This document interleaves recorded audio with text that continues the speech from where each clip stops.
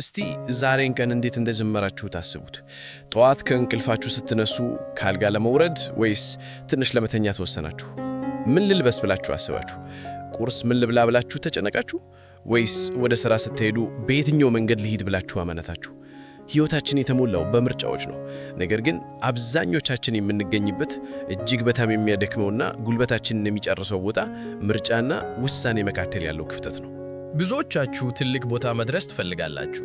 ንግድ መጀመር፣ ትምህርት መቀጠል፣ ጤናማ ያልሆነን ግንኙነት ማቋረጥ ወይም ደግሞ አዲስ ሕይወት መጀመር ትመኛላችሁ። ነገር ግን ይህንን ለማድረግ ስታስቡ አንድ የሚይዛችሁ ጉሮሮአችሁ ላይ የሚመጣ እግሮቻችሁን የሚያስር ስሜት አለ። ምን ብወስን ይሻላል? ስህተት በሰራስ? ሰዎች ምን ይሉኛል? ቆይ መረጃው ይጎድለኛል፣ ነገ ይሻላል የሚሉ ድምጾች ውስጣችሁን ይሞሉታል። እናንተ በዚህ ማመነታት ውስጥ ሆናችሁ ቀናት፣ ሳምንታት፣ ወራት ምናልባትም ዓመታት ያልፋሉ። የሚያሳዝነው ነገር እናንተ በመሃል ቤት ቁማችሁ እያመነታችሁ እድሎች ሲያልፉ፣ ጊዜ ሲሄድ እና እድሜያችሁ ሲገፋ መመልከታችሁ ነው። ይህ ቆራጥነት ማጣት ወይም ኢንዲሲዥን የሚባለው ነገር ሕይወታችሁን በዝግታ የሚገድል መርዝ ነው። ዛሬ የምናወራው ስለ አንድ ትልቅ ርዕስ ነው። እሱም ቆራጥ ማንነት እንዴት ይገነባል የሚለው ነው። ብዙ ሰዎች ቆራጥነት ወይም ወሳኝነት የተፈጥሮ ስጦታ ይመስላቸዋል። አንዳንዶች እኔ እኮ የተፈጠርኩት እንዲህ ሆኜ ነው፣ ለስላሳ ነኝ፣ መወሰን ይከብደኛል ይላሉ። ዛሬ ግን የምነግራችሁ ሐቅ አለ። ቆራጥነት ማንነት ነው። ቆራጥነት የምትገነቡት ጡንቻ ነው። ማንም ሰው ቆራጥ ሆኖ አልተወለደም።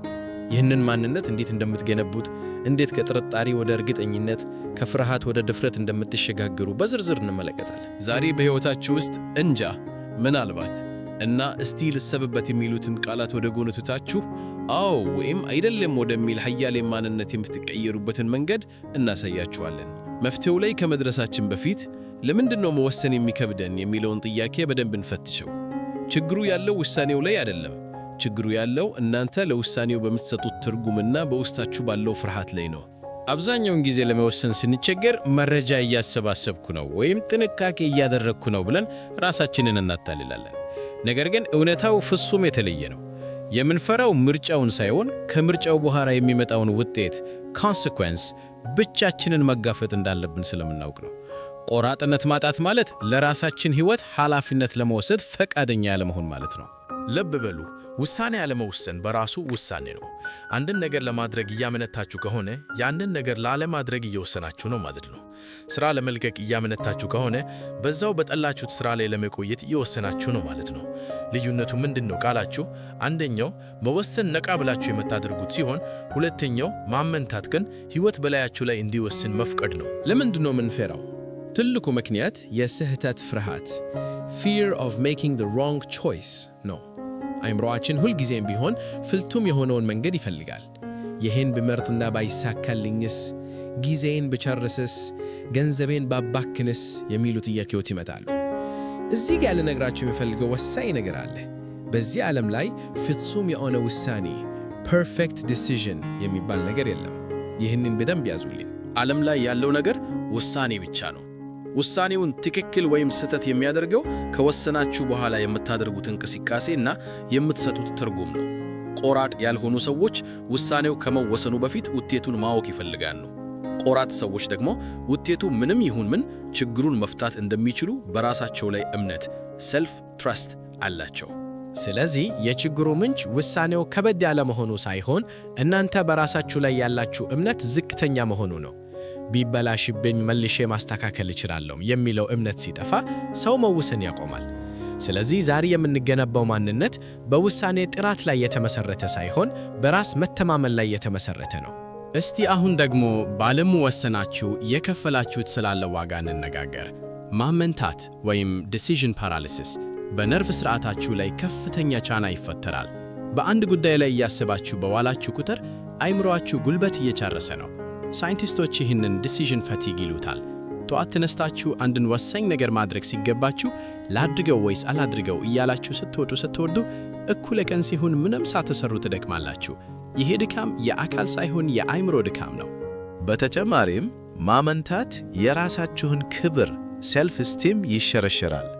ለራሳችሁ አንድ ነገር ላደርግ ነው ብላችሁ ቃል ገብታችሁ ነገር ግን በመፍራትና በማመንታት ሳታደርጉት ስትቀሩ በውስጣችሁ ያለው የውስጥ ሰው ሰብኮንሽስ ማይንድ ምን እንደሚል ታውቃላችሁ?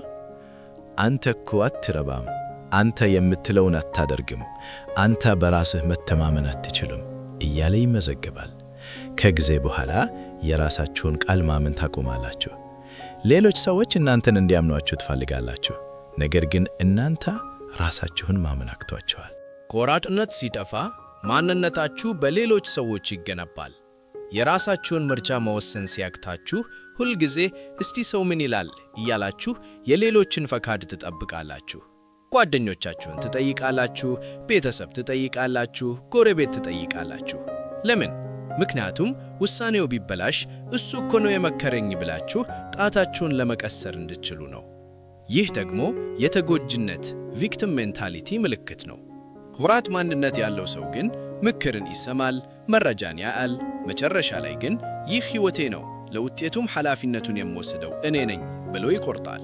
አስቡት፣ ባለፉት 5 ዓመታት ምን ያህል ዕድሎችን አሳልፋችኋል? ስንት ሥራ፣ ስንት ግንኙነት፣ ስንት የንግድ ዕድል፣ ስንት የትምህርት ዕድል እስቲ ራስበበት በሚል ሰበብ አመልጣችኋል። የማመንታት ዋጋው ያላገኛችሁት ስኬት ብቻ ሳይሆን የምትኖሩት ያልመረጣችሁት ሕይወት ነው። ብዙ ሰዎች ዕድሜያቸው መጨረሻ ላይ ሲደርሱ የሚቆጩት በሰሩት ስህተት ሳይሆን በፍርሃት ምክንያት ባልወሰኑት ውሳኔ ነው። ታዲያ አሁን ከዚያ አዙሪት እንዴት እንወጣ? እንዴት ነው ቆራጥ ወደ ሆነ ማንነት የምንሸጋገረው? ይህንን ማንነት ለመገንባት 4 መሠረታዊ ምሰሶችን መተግበር አለብን። እነዚህን ነጥቦች በጥንቃቄ ተከታተሉ። አንዴ እሴቶቻችሁን በግልጽ ማወቅ። ውሳኔ መወሰን የሚከብደው ለእናንተ የትኛው ነገር በላለጥ ዋጋ እንዳለው ስለማታውቁት ነው። ለምሳሌ አንድ ሰው አዲስ ሥራ ቢመዳለትና ደመወዙ ጥሩ ሆኖ ነገር ግን የሥራ ቦታ ከቤተስ ወይም ያህፕራ ቢሆን መወሰን ይከብደዋል። ለምን? ገንዘብና ቤተሰብ ለሱ ያላቸውን ቦታ በግልጽ ስላላስቀመጠ። ቆራጥ ሰዎች የሕይወት እሴቶቻቸው ቫሊዩስ ግልጽ ናቸው። ለኔ ከገንዘብ ይልቅ ነፃነት ይበልጥብኛል ወይም ለኔ ከምቾት ይልቅ እድገት ይበልጥብኛል ብለው ያውቃሉ። የራሳችሁን ለምን ስታውቁ ምን የሚለውን መወሰን ቀላል ነው። ስለዚህ ዛሬ ቁጭ ብላችሁ ራሳችሁን ጠይቁ። በሕይወቴ ትልቁን ቦታ የምሰጠው ለምንድን ነው?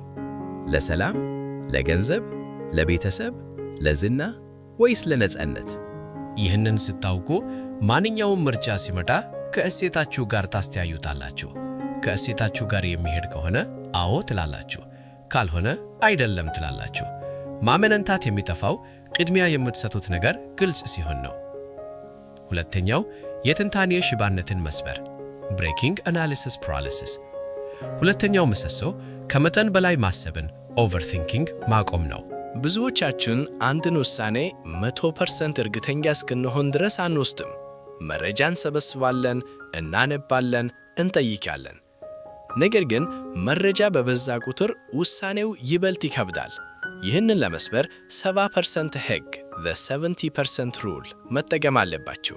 ይህ ማለት አንድን ነገር ለማድረግ 70% እርግጠኛ ከሆናችሁ ወይም 70% መረጃ ካላችሁ ወዲያውኑ ወደ ተግባር ግቡ። የቀረውን 30% በመንገድ ላይ ታገኙታላችሁ። በጭንቅላታችሁ ውስጥ ሆናችሁ መቼም ቢሆን ሙሉውን ምስል ማየት አትችሉም። መንገዱ የሚታየው መራመድ ሲጀመር ነው። ቆራጥ ሰዎች እንቅስቃሴ ከማሰብ ይበልጣል ብለው ያምናሉ። አንድ እርምጃ ስትራመዱ አዲስ እይታ ይመጣል። ዝም ብሎ ቁጭ ብሎ ማሰብ ግን ፍርሃትን ብቻ ነው የሚወልደው። ስለዚህ መረጃን በመሰብሰብ ሰበብ ከመደበቅ ውጡ። የጎደለው ነገር እንዲሞላ ከተፈለገ መንቀሳቀስ ግድ ነው። ሦስተኛውና ወሳኙ ነጥብ አማራጮችን ማጥበብ ነው። ሰዎች ብዙ አማራጭ ሲኖራቸው ደስተኛ የሚሆኑ ይመስላቸዋል። ግን ጥናቶች እንደሚያሳዩት አማራጭ ሲበዛ ሰዎች ይጨነቃሉ፣ ይደነግራቸዋል። ቆራጥ ለመሆን ከፈለጋችሁ ለራሳችሁ መውጫ ቀዳዳ አታበጁ። ይሄ ነገር ባይሳካ እዚያኛው ላይ ይሄዳለው ብላችሁ የምታስቡ ከሆነ ለመጀመሪያው ነገር ሙሉ ኃይላችሁን አትሰጡም። ቆራጥነት የሚመጣው ይሄ ነገር ብቸኛው መንገዴ ነው፣ የግድ እንዲሰራ ማድረግ አለብኝ ብላችሁ ስታምኑ ነው። ድልድዩን አቃጥሉት። ወደ ኋላ መመለሻ እንደሌለ ሲሰማችሁ አይምሮአችሁ ያንም ነገር ለማሳካት የሚረዱ አስደናቂ መንገዶችን ማሰብ ይጀምራል። ማመንታት የሚፈጠረው ወደ ኋላ የሚጎትታችሁ ፕላን ቢ ወይም ሁለተኛ አማራጭ ሲኖር ነው። ስለዚህ ምርጫችሁን ወደ 1 ወይም 2 አጥብቡ። አንዱን ምረጡ እና በሙሉ ልብ ግቡበት። ለውሳኔዎች ትንሽ ጊዜ መስጠት ታይም ቦክሲንግ ዲሲዥንስ። አራተኛው ተግባሪ ልምምድ ለውሳኔዎቻችሁ የጊዜ ገደብ ማስቀመጥ ነው። አብዛኛው ሰው እስቲ አስብበታለሁ ይላል። ነገር ግን መቼ ያስብ እንደሚጨርስ ቀነ ቀጠሮ የለውም። በዚህም ምክንያት ውሳኔው ወራትን ይፈጃል። ከዛሬ ጀምሮ ለትንሽ ውሳኔዎች ለምሳሌ የት ቦታ ምሳ ልብላ፣ ምን ልልበስ፣ ከሁለት ደቂቃ በላይ አትስጡ። ለትላልቅ ውሳኔዎች ሥራ መቀየር፣ ቤት መግዛት ደግሞ ለራሳችሁ ጠንካራ ገደብ ስጡ። በዚህ ጉዳይ ላይ እስከ ፊታችን ሮብ ማታ ድረስ መረጃ አሰበስባለሁ፣ ሐሙስ ጧት ደግሞ ውሳኔዬን አጸናለሁ በሉ።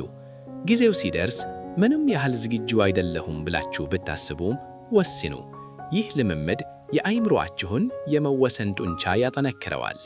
በትንሽ ነገሮች ላይ በፍጥነት መወሰን ስትለምዱ በትልልቅ የሕይወት ጉዳዮች ላይም ቆራጥ እየሆናችሁ ትመጣላችሁ።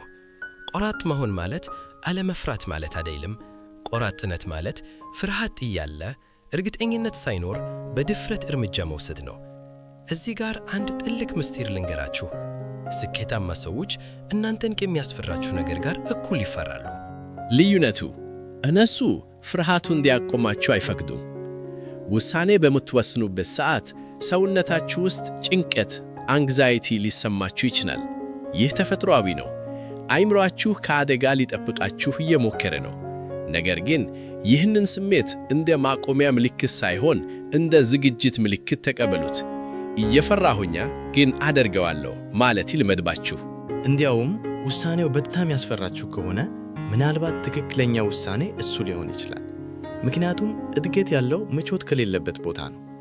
ቀላልና የማይስፈራ ውሳኔ ወደ ለመዳችሁት አሮጌ ሕይወት የሚመልሳል። የሚያስፈራ ውሳኔ ደግሞ ወደ አዲስ ማንነት የሚወስድ ነው። ስለዚህ ፍርሃቱን እንደ ኮምፓስ ተጠቀሙበት። ፍርሃቱ ወዳለበት አቅጣጫ ተራመዱ። በተጨማሪም ውሳኔ ቢበላሽስ ለሚለው ጥያቄ መልሳችሁ ቢበላሽም እማርበታለሁ የሚል መሆን አለበት። ውድቀት ማለት መጨረሻ ማለት አይደለም። ውድቀት ማለት መረጃ ነው። አንድ መንገድ እንደማይሰራ ማወቅ ራሱ ትልቅ እውቀት ነው። ቆራጥ ሰዎች እሸንፋለሁ ብለው አይጨነቁም። ወይ አሸንፋለሁ ወይ እማራለሁ ብለው ያምናሉ። ይህ አይነት አስተሳሰብ ሲኖራችሁ ማመንታት ይጠፋል። ምክንያቱም በሁለቱም መንገድ ተጠቃሚ እንደሆናችሁ ስለምታውቁ ነው። እስካሁን ያወራነው ስለ ስልቶች ነው። አሁን ደግሞ ወደ ዋናው ማንነት እንመለስ። ራሳችሁን የምትጠሩበት ስም ሴልፍ ሌብሊንግ ቆራጥነታችሁን ይወስነዋል። እኔ እኮ አስቸጋሪ ነው የምወስነው፣ እኔ እኮ ግራ ይገባኛል እያላችሁ የምታወሩ ከሆነ ይህንን ማንነት እያጠናከራችሁት ነው። ከዛሬ ጀምሮ አዲስ ትረካ ናሬቲቭ ለራሳችሁ ንገሩ። እኔ ቆራጥ ሰው ነኝ፣ እኔ ውሳኔን በፍጥነት ወስናለሁ፣ እኔ በመረጥኩት መንገድ እጓዛለሁ፣ ውጤቱ ምንም ይሁን ምን ኃላፊነት ወስዳለሁ በሉ። ይህ በራስ ላይ የሚደረግ ማረጋገጫ በውስጣችሁ ያለውን ፕሮግራም ይቀይረዋል። ቆራጥ ማንነት የሚገነባው ለራሳችሁ በምትገቡት ቃልና በምታደርጉት ተግባር መካከል ያለውን ክፍተት በመድፈን ነው። ዛሬ ይህንን እሰራለሁ ካላችሁ ዓለም ቢገላበጥ ያንን ነገር ስሩት። ስሜታችሁ አይደበረኛል ነገ ይደርሳል ሲላችሁ አይ እኔ የተናገርኩትን የማደርግ ሰው ነኝ ብላችሁ ተነሱ። ይህንን በትንሽ ነገሮች ለምሳሌ ጠዋት በሰዓቱ መነሳት፣ ስፖርት መስራት፣ መጽሐፍ ማንበብ ላይ ስትለማመዱ ውስጣችሁ ያለው በራስ መተማመን እንደ ተራራ ይገዘፋል። ያኔ ለትላልቅ ውሳኔዎች ስትቆሙ አይምሯችሁ አንተ እኮ ጀግና ነህ፣ አንተ እኮ የምታስበውን የምታደርግ ነህ ብሎ ድፍረት ይሰጣችኋል። አስታውሱ፣ ሰዎች የሚያከብሩት ሀብታም የሆነን ሰው ሳይሆን ቆራጥ የሆነን ሰው ነው። አቋም ያለው የሚፈልገውን የሚያውቅ እና አይሆንም ማለትን የማይፈራ ሰው በማህበረሰቡ ውስጥ ልዩ ክብር አለው። እናንተም ለራሳችሁ የምትሰጡት ክብር የሚጨምረው ውሳኔዎቻችሁን ማክበር ስትጀምሩ ነው። በመጨረሻም ሕይወት አጭር ናት። ይህን ቪዲዮ አይታችሁ ስትጨርሱ ጊዜው ሄዷል። ማመንታት ጊዜን አይገዛም፣ ጊዜን ይገድላል እንጂ። በመቃብር ቦታ ያሉ ሰዎች ሊነግሩን የሚችሉት አንድ እውነት ቢኖር ለምን ሞከርኩ የሚል ጸጸት ሳይሆን ለምን ሳልሞክር ቀረሁ የሚል ጸጸት እንደሚበልጥ ነው። የቆራጥ ማንነት ግንባታ ጉዞ ዛሬ አሁን ይጀምራል። ፍጹምነትን አትጠብቁ። ሁኔታዎች እስኪመቻችሁ አትጠብቁ። ድፍረት የሚመጣው እየሰራችሁት ስትሄዱ እንጂ ለመስራት ስታስቡ አይደለም። ቆራጥነት ነፃነት ነው። ራስን ከመውቀስ ነፃ መውጣት፣ ከምን ይሉኛል ነፃ መውጣት እና የራሳችሁን ሕይወት በራሳችሁ ሕግ የመምራት ነፃነት። እንግዲህ አሁን ከፊታችሁ አንድ ውሳኔ አለ። ምናልባት ይህን ቪዲዮ እያያችሁ ማውራት የምትፈልጉት ሰው ይኖራል፣ መጀመር የምትፈልጉት ፕሮጀክት ይኖራል፣ ወይም ማስወገድ የምትፈልጉት መጥፎ ልማድ ይኖራል። አሁን በዚች ደቂቃ አንድ ነገር ወስኑ። ከዚህ በኋላ በዚህ ጉዳይ ላይ አላመነታም በሉ። የመጀመሪያው ተግባራዊ ስራችሁ ፕራክቲካል ስቴፕ ይሄ ነው። አንድ ለረጅም ጊዜ ያጓተታችሁትን ውሳኔ ምረዱ። ዛሬ ከመተኛታችሁ በፊት ውጤቱ ምንም ይሁን ምን አንድ ውሳኔ ላይ ድረሱ። አደርገዋለሁ ወይም አላደርገውም እና ጉዳዩን እዘጋዋለሁ። መሃል ላይ እንዳትቆሙ። ይህንን ስታደርጉ ከትከሻችሁ ላይ ምን ያህል ከባድ ሸክም እንደሚወርድ ታዩታላችሁ። ያ የነፃነት ስሜት የቆራጥነት ጣዕም ነው። ይህንን ጣዕም አንዴ ከቀመሳችሁት በፍጹም ወደ ማመንታት ባርነት አትመለሱም። ተራራው ውሳኔው አይደለም፣ ተራራው የእናንተ ማመንታት ነው። ቆራጥ ሁኑ፣ ወሳኝ ሁኑ፣ እናም ሕይወታችሁን በራሳችሁ እጅ ቅረጹ። ስለተከታተላችሁ እናመሰግናለሁ። በሌላ አስተማሪ ቪዲዮ እስክንገናኝ ቸርን ሰንብት።